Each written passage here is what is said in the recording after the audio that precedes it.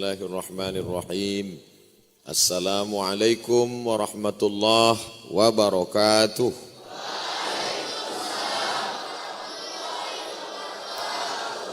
Kaifa halukum ayyuhat tullab wat talabah?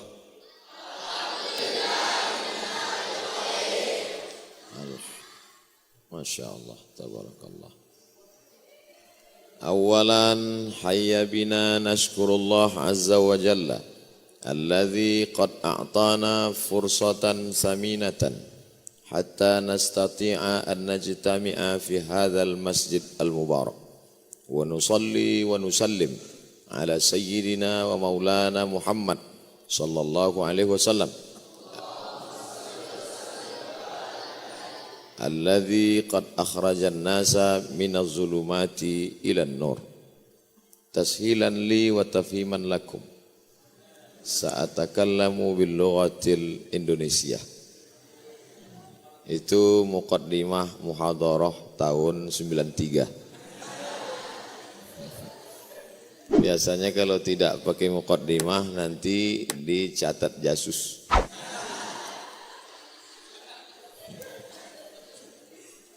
Saya tidak sebagai ustadz yang memberi ceramah, hanyalah seorang santri yang sedang berada di tengah sahabat-sahabatnya. Mudah-mudahan diterima sebagai kawan yang baik. Yang sama-sama kita hormati buya kita, guru kita, ustadz kita, muallim kita, yang tidak akan pernah berhenti. Kalau gubernur paling-paling 2 periode, itu pun kalau tidak ditangkap KPK. Tapi kalau ustadz tidak ada batasannya, sampai hayat di kandung badan, sampai di surga dia tetap ustadz kita. Maka hormati, muliakan mereka. Yang sama-sama kita hormati Bapak Bupati atau yang mewakili, memang sekarang tren jadi wakil. Makanya banyak orang mau menjadi wakil rakyat karena ingin menjadi wakil, sampai membayar-bayar mau jadi wakil. Maka bersyukurlah Bapak yang mewakili Bupati karena diberikan kehormatan. Mudah-mudahan kehormatan ini sampai hari kiamat diberikan balasan amal jariah insyaallah. Muslimin muslimat jamaah fardu subuh, yang besar tak disebut gelar, yang kecil tak disebut nama, insyaallah kita semua dimuliakan Allah Subhanahu wa taala. Amin ya rabbal alamin. Ini kunjungan saya yang kedua ke pesantren Nurul Hakim. Yang pertama pada tahun 1994. 26 tahun yang lalu. Saya datang kemari mau masuk sebagai santri, tapi tidak diterima.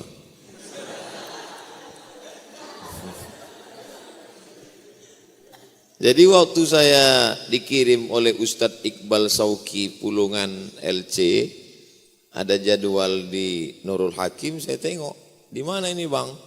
Di Nurul Hakim, Tembung. Iya, tempat Pak almarhum Abdul Hakim Nasution, betul. Cocok lah ini, saya mau ke sana. Kenapa? Mau sakit kali hati saya dulu ditolak. Ngomong ngamuk-ngamuk dulu saya di Nurul Hakim nih, saya bilang. Belum hilang lagi rasanya dulu ditolak mereka, bilang, kan? Begitu sampai di sini tadi, pas saya tengok tulisan di baleho, bersihkan hati, luruskan niat. Kena 12 pas. Lama saya temenung tadi duduk, kok tahu panitia ini? Hati ini tak betul, tak lurus. Masa ustadz mau datang mengamuk-ngamuk, dendam pula itu. Udah 26 tahun. Jadi waktu itu saya tinggal di Medan ini di komplek Dinas DLL AJR, Dinas Lalu Lintas Angkutan Jalan Raya. Kepala dinas itu ayah angkat saya, namanya Haji Hasim NT, di Jalan Kapten Muslim. Tapi orang dulu tak tahu Kapten Muslim, taunya Sungai Sekambing. Lalu kemudian mak angkat saya itu namanya Hajah Zaleha Hasim almarhumah. Teman dekat sahabat istri Pak Abdul Hakim Nasution. Jadi saya bilang, Umi, saya ingin betul masuk ke Nurul Hakim itu. Karena dulu di Nurul Hakim ini tak ada tanah. Semua jalan itu diaspal. Kemudian pesantren pertama di Sumatera Utara ini yang pakai eskalator, Nurul Hakim inilah. Bentuknya macam mall waktu itu. Tempat makannya cantik, indah. Pokoknya kalau masuk kemari tidak macam di pesantren. Hebat, mewah. Banyak orang ngeces masuk kemari. Ingin betul menjadi santri Nurul Hakim. Jadi datanglah saya berjumpa dengan istri almarhum Bapak mendiang Abdul Hakim Nasution rahimahullah. Duduklah kami. Waktu itu ingat saya masuk pintu gerbang, rumah itu di sebelah kanan. Duduk, disambut, dikasih minum, ngobrol. Apa maksud kedatangan? Kata ibu. Ini anak saya mau masuk kemari. Oh, tunggu sebentar ya, kami panggil Pak Kiai dulu. Panggillah Pak Kiai. Apa maksudnya? Ini anak ini mau kemari. Mau dari tahun 1? Enggak, pindah. Oh, kami enggak nerima pindahan. Jadi rupanya orang pindah sekolah ini anak-anak tak betul, orang nakal. Dan memang saya lari waktu itu dari pesantren. Maka saya nasihatkan anak-anakku sekalian, kalian jangan pindah dari Nurul Hakim. Kalau sudah kalian masuk di sini, bukan maksud saya sampai mati. Sampai mati itu artinya tak tamat-tamat. Sampai selesai sanawiyah, aliyah, 6 tahun, tamat. Setelah itu barulah kalian menjadi alumni Nurul Hakim. Siap? Jangan pindah-pindah. Karena pindah itu luar biasa sakitnya. Apalagi kalau kita tak diterima di tempat kita pindah.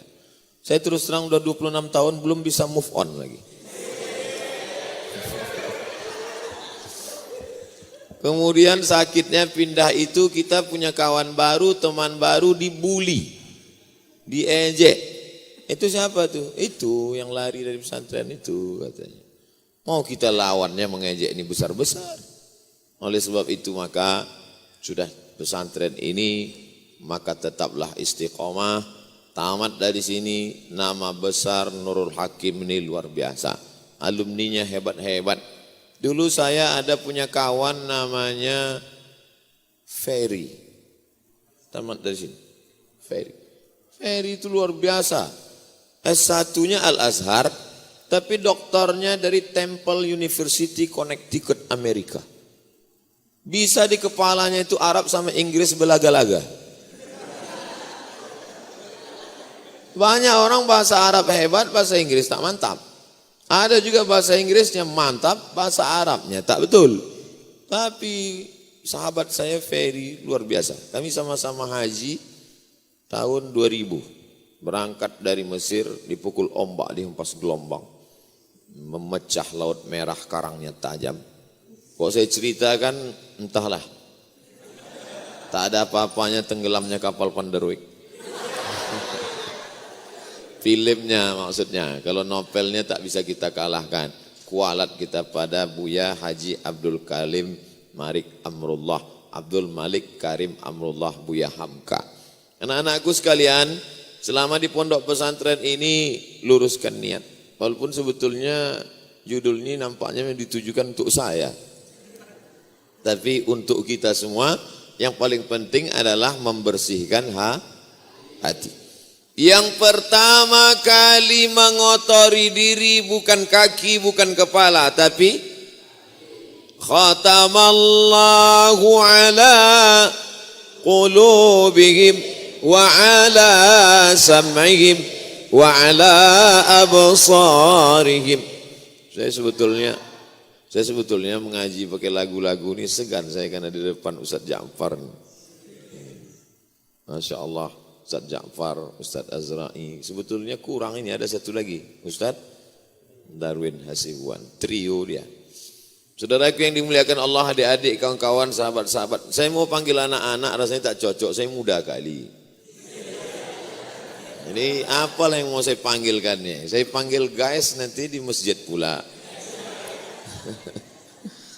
Jadi anak-anak adik-adik sekalian, bersyukur bertuah kalian sudah tinggal di pesantren. Kalau kalian mau tahu bagaimana inginnya mereka masuk pesantren, pergilah ke lampu-lampu merah tempat orang yang jual tisu, tukang semir, pengemis, tanya dia. Bukan main inginnya mereka sekolah, ayahnya tak mampu, emaknya pun pula mengemis mencari nafkah. Cobalah tengok di lampu-lampu merah itu macam-macam cara orang hanya untuk mencari sesuap nasi. Pagi kita berangkat jam 8, bapaknya buta, emaknya menenteng. Nanti sore terbalik pula, emaknya buta, bapaknya menenteng. Ganti-gantian. Udahlah miskin, berbuat dosa pula lagi. Anak-anak disuruh menjual harkat. Itu anak-anak yang digendong. Dari mulai pagi sampai sore bisa anak itu digendong tak menangis-menangis. Ternyata itu disuntik, dibius.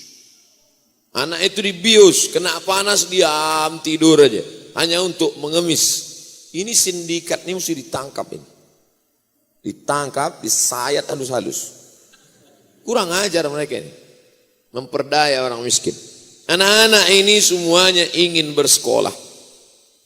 Bapak-bapak, ibu-ibu kalau ada anaknya masuk pesantren marah-marah, ngamuk-ngamuk, anak ini bawa ke panti asuhan pada orang yang kehilangan ayah, kehilangan emak, yatim piatu, tak berayah dan tak beribu. Saya di mana-mana biasanya kotak sedekah ini kalau disebar itu lubangnya kecil. Di Nurul Hakim ini besar betul. Pas saya tengok, mak besar loh bang. Ya biasanya kan kotak itu kecil itu kan. Muat-muat 2.000 aja. Itu 10 juta pun muat itu.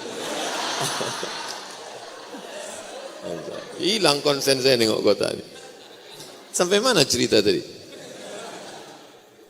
Betapa orang ingin sekolah. Makanya nanti anak-anak yang kurang syukurnya ini tak pandai berterima kasih. Sudah disekolahkan bagus-bagus. Sudah didaftarkan baik-baik. Bawa mereka ke panti asuhan pas libur. Nanti anak ini bertanya, mak, ya, ini siapa ini di panti asuhan? Anak yatim. Kenapa mereka di sini? Ayah mereka meninggal. Kau pun kalau macam-macam, ku tinggalkan kau di sini nanti. Biar tahu dia rasanya. Kadang orang ini tak mensyukuri nikmat. Ketika nikmat itu dicabut, barulah dia terasa. Jadi tidak ada jalan lain kecuali mensyukuri nikmat Allah. Alhamdulillahi Rabbil. Anaknya bersyukur pada Allah karena orang tuanya peduli memasukkan ke pesantren. Orang tuanya pun bersyukur juga pada Allah karena anaknya mau. Berapa banyak anak yang diletakkan pesantren lari. Termasuk saya dulu. Saya lari. Sebelum kalian mengejek, daripada senyum-senyum, bagus kita ngaku duluan kan. Kalian jangan lari, tetap pesantren. Senyum mana anak? Ustaz pun cabut juga dulu. Berkumpullah kami bersepakat sama kawan-kawan. Saya, Faisal Siregar, si Edi, ada satu lagi lupa saya nama 4. Saya sebetulnya tak mau lari, kawan 3 nih. Saya dari dulu baik saya. Inilah berkawan sama hantu. Mat katanya. Ya, besok habis sholat subuh cabut kita. Mana? Itu lokal ujung. Di ujung itu lari. Melompatlah kami melewati kebun coklat. Kencang babi, kencang kami lagi. Tak ada kami tengok-tengok jalan kiri kanan. Untuk menuju jalan aspal pinggir jalan mau naik Sudaku. Dari Lau Bakeri sampai ke tepi naik Sudaku ini penuh, naiklah kami di atas. Pernah kalian naik Sudaku di atas? Belum kan? Kami naik di atas sampai di atas. Alhamdulillah selamat kita dari pesantren nih. Pas di simpang jalan rupanya ustadz sedang duduk di situ.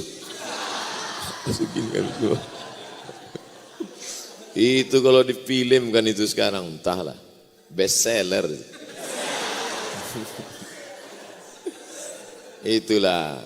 Jadi maksud cerita saya ini mau ngasih tahu, belajarlah kalian baik-baik, syukuri nikmat Allah, dan yang paling penting berkawan dengan orang baik. Saya ini termasuk korban berkawan dengan orang tak baik.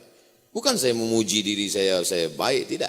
Tapi pengaruh kawan ini luar biasa. Merokok pun dulu di pesantren gara-gara kawannya juga. Saya tak merokok, dari dulu memang tidak. Di rumah pun tidak. Tapi kawan ini, merokok. Saya bilang, saya tak merokok. Bencong kau katanya. Kita dibilang bencong itu kan marah kita. Apa kau bilang? Langsung lah gudang garam merah kan. Itulah. Kawan. Apapun pokoknya banyak-banyak belajar serius baik-baik, maka insya Allah. Makanya Ustadz Peri itu termasuk santri yang baik. Dia tak ada pindah-pindah. 1, 2, 3, 4, 5, 6. Tamat dari Nurul Hakim ke Mesir. 1, 2, 3. Nilainya waktu itu kalau tak salah Jaid Jiddan. Habis itu ada program kerjasama UGM dengan Temple University membuka Islamic Studies. Dapat dia. Jadi berurut sekolahnya itu. LC, MA, PhD. Kalau saya tidak. Masuk ke IAIN. 2 semester. Cabut. Pergi ke Mesir. Alhamdulillah selesai. Itu pun selesai karena takut beasiswa putus tak makan. Habis dari Mesir, pergi pula ke UKM, Universiti Kebangsaan Malaysia. Dari negeri 1000 menara ke negeri 1000 makcik. Makcik dan pakcik kan banyak sana. 2 semester, tak selesai. Pergi pula ke Maroko. Alhamdulillah Maroko selesai. Kenapa selesai di Maroko tuh? Biaya hidup mahal, beasiswa sedikit. Ujung-ujungnya makan juga. Selesai. Habis itu lanjut lagi S3. 2 kali daftar S3, tak selesai-selesai. Habis itu mengajar ceramah ke sana ke sini 10 tahun. Dari 2008 sampai 2018. 2016 mendaftar ke Sudan. Akhirnya tak ceramah 4 bulan, dikejar-kejar Intel. Sampai 24 jam. Kita tak nyalahkan mereka kan cari makan. Oh, kita salahkan orang kerja kan? Udah itu kerja dia. Lalu kemudian akhirnya 24 Agustus 2019 barulah dapat gelar PhD, Doctor of Philosophy. Padahal udah tua, udah 42 tahun. Walaupun kalau kenalan selalu saya ngaku 24. Nah kalau saya bilang 42 tak percaya mereka. Umur berapa? 42. Kok muda kali kata dia. Daripada orang tuh susah, saya bilang aja 24. Pas saya ngaku 24, dia tuh kejut juga. Masa katanya. Payah kali lah kalian nih bilang. Nah, jadi intinya adalah supaya pemikiran itu runut, jangan zigzag. Saya ini termasuk zigzag. Pergi ke sana, pergi ke sini, pergi ke sana, pergi ke sini. Kalau merunut dia macam Buya yang baik-baik, yang bagus-bagus, yang santun-santun, maka insya Allah hidupnya berkah dan kesulitannya tak terlalu banyak. Tak terlalu banyak yang membuli, mengejek, mencaci maki, sumpah serapah. Tapi yang penting syukuri saja apa adanya, bersihkan hati, luruskan niat. Yang paling merusak hati ini yang menyebabkan iblis keluar dari surga. Iblis itu keluar dari surga apakah karena digoda setan? Tidak. Mana berani setan goda iblis? Datanglah setan ngajak kawannya. Set gitu dia. Jawab sama kawannya, apa tan? Gitu. Ayo kita goda iblis. Masa kita goda? Itu kan GM kita. GM, General Manager. Mana berani? Iblis keluar dari surga bukan karena digoda setan. Dan iblis keluar dari surga bukan karena syirik. Iblis itu dosanya bukan dosa syirik. Sedangkan dosa yang tidak diampuni ini Allah Ta'ala dosa syirik. Jadi kalau gitu iblis ada kemungkinan diampuni. Nah, kan agak menyalah Ustaz nih kan. Itu akibat ilmunya tak runut tadi, zigzag tadi. Iblis keluar dari surga karena dosa. Dosa yang pertama di atas dunia, dosa pertama yang dicatat adalah dosa hasad. Iblis itu dosanya simpel saja. Hasad. Hasad itu apa? Imam Al-Ghazali menerjemahkan hasad, karahatun ni'mah alal mun'ami alaih. Tak senang menengok orang lain dapat nikmat. Saya terus terang nengok Jas kalian yang cantik-cantik ini agak sumbing hati saya sedikit. Cantik-cantik kali jas mereka. Kalau duduklah kita bersama, ditanya kepada orang di kampung yang saya belum pernah ceramah situ, suruh tanya, coba tunjukkan mana ustadz yang asli, pasti kalian ditunjuknya. Saking ganteng-gantengnya anak Nurul Hakim ini. Bapak-bapak, ibu-ibu kalau mau mencari menantu, carilah di Nurul Hakim. Belum lagi, kan kuliah dulu, masih lama lagi. Tapi kalau ada yang mau booking bisa sekarang. Karahatun ni'mah alal mun'ami alaih. Tak senang menengok orang lain dapat nikmat. Itu dosa iblis yang pertama. Nikmat siapa yang iblis tak suka itu? Nikmat Adam. Karena Allah Ta'ala berkata kepada malaikat, wa idh qulna lil malaikati isjudu li Adam. Hai semua malaikat, sujudlah kamu kepada fasajadu. Semuanya sujud illa. Itu saya suka ceramah di pesantren ini. Kita baca ayatnya tak perlu diterjemahkan. Santri-santri itu paham. Di tempat lain kita ngomong gitu menganga semua. Lalat masuk. Masya Allah. Fasajadu, semuanya sujud. Illa iblis. Kenapa iblis tak mau sujud? Banyak orang mengatakan iblis tak mau sujud karena takbur, sombong. Bukan, brother. Iblis tak mau sujud karena karahatun ni'mah alal mun'ami alaih. Kenapa pula malaikat ini sujud sama dia? Aku mestinya yang mereka bersujud kepadaku. Karena aku meniti karir ini dari bawah, kata iblis. Iblis ini masuk PNS-nya golongan dari 2A.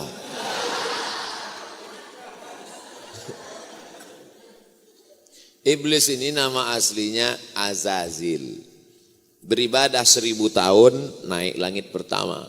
Beribadah 1000 tahun naik langit kedua. Beribadah 1000 tahun naik langit ketiga. 7000 tahun naik langit ketujuh, selevel dengan malaikat. Kalau kata orang Medan, selepel. Selevel dengan, tapi dia bukan malaikat. Iblis itu bukan malaikat. Tengok surat Al-Kahfi. Kana minal jinni fafasaqa an amri rabbih. Dia berasal dari kalangan jin. Dia bukan malaikat. Dia dari jin.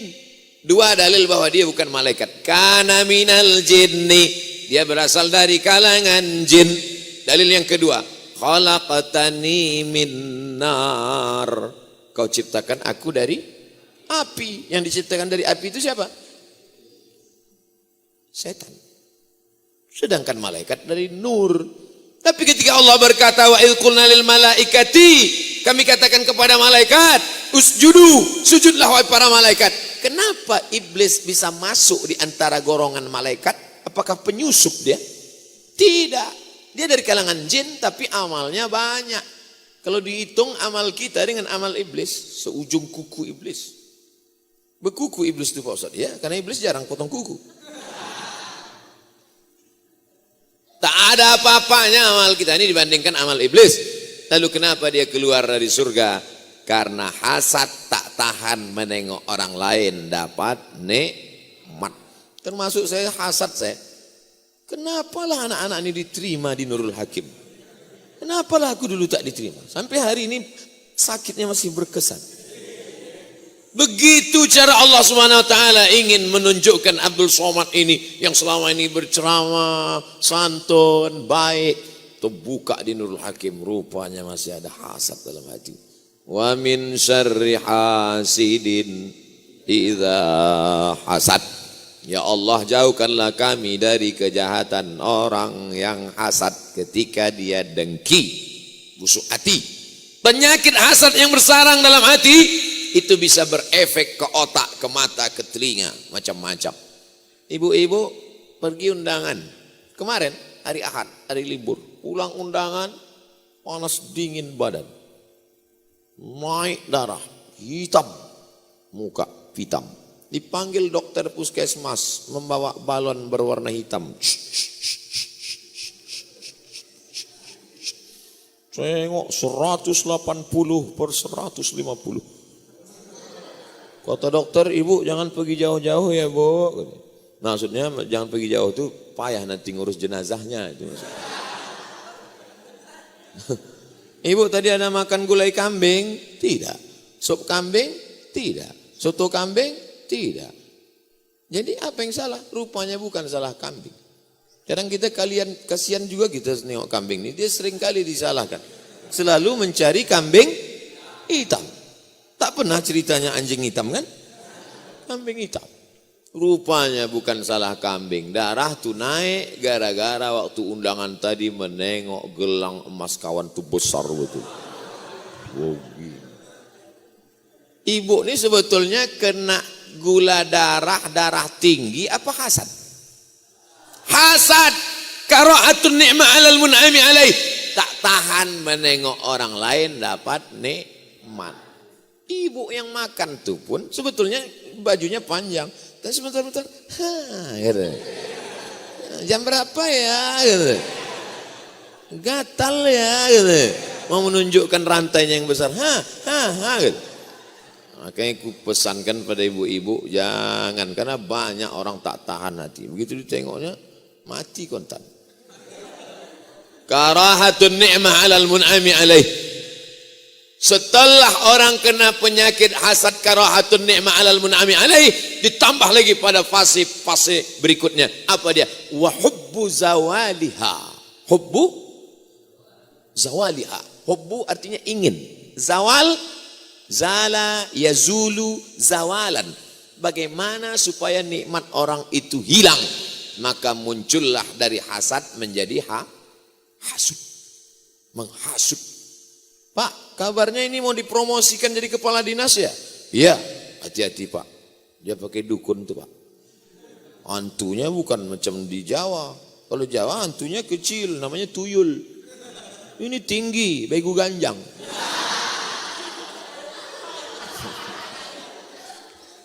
Muncul hasud. Si Anu tuh ku tengok mobilnya cantik mahal. Alah, iyalah mobil mahal. Pakai babi ngepet. Muncul hasud. Oleh sebab itu maka bersihkan hati. Sebetulnya judul ceramah ini tak cocok untuk saya. Karena Abdul Somad ini hatinya yang paling busuk. Tapi kenapa masih bisa berceramah tentang kesucian hati? Allah masih sayang, tak dinampakkannya. Andai Allah tak sayang, ditunjukkannya apa yang ada di dalam hati. Sekali hasad, satu tak lalat. Sekali hasad, satu tak lalat. Mungkin muka kita ini udah tak lalat aja sih. Kalau kau bicara di depan orang banyak, orang masih simpati didengarkan orang, bukan karena ilmu kau banyak, bukan karena kau hebat, tapi karena Allah masih sayang. Makanya kalau kita buka Quran, apa ayat yang pertama? Bismillahirrahmanirrahim. In the name of Allah, most gracious, most merciful. Rupanya kita kalau habis makan lontong ini lancar bahasa Inggris kita. Oleh sebab itu maka kau hebat bukan karena kau mantap, kau berprestasi bukan karena kau rajin, tapi karena kasih sayang Allah. Itu mesti tanamkan dalam hati. Kalau tidak kita ini sedikit-sedikit merasa punya saya. Hebat kau ya, ranking 1. Yang bangkit itulah keegoan, keakuan. Ana rabbukumul a'la. Aku Tuhan kamu yang paling tinggi. Ucapan siapa itu? Fir'aun. Ketika datang Nabi mendakwahi dia. Hai raja, sembahlah Allah, takutlah pada Allah. Apa kata dia? Rabbun ghairi, apakah? Rabbun, Tuhan. Ghairi, selain aku. Rabbun ghairi, adakah Tuhan selain aku? Itu ucapan Namrus. Jauh sebelum Fir'aun. Fir'aun itu kutil-kutilnya Namrus. Namrus berkuasa di dunia ini 400 sana. 400 sana. 400 tahun. Saking lamanya berkuasa ketika datang Nabi berdakwah kepada dia. Wa'budullah. Sembahlah kepada Allah. La tusyrik bihi syai'a. Apa jawab dia? Rabbun ghairi. adakah Tuhan selain aku? Bagaimana cara Allah mematikan Namrus? Allah kirim ba'udah. Innallaha la yastahi an yadriba mathalan ma ba'udatan fama fawqaha. Ada pernah kalian baca sejarah Namrus mati karena pesawat Sukhoi?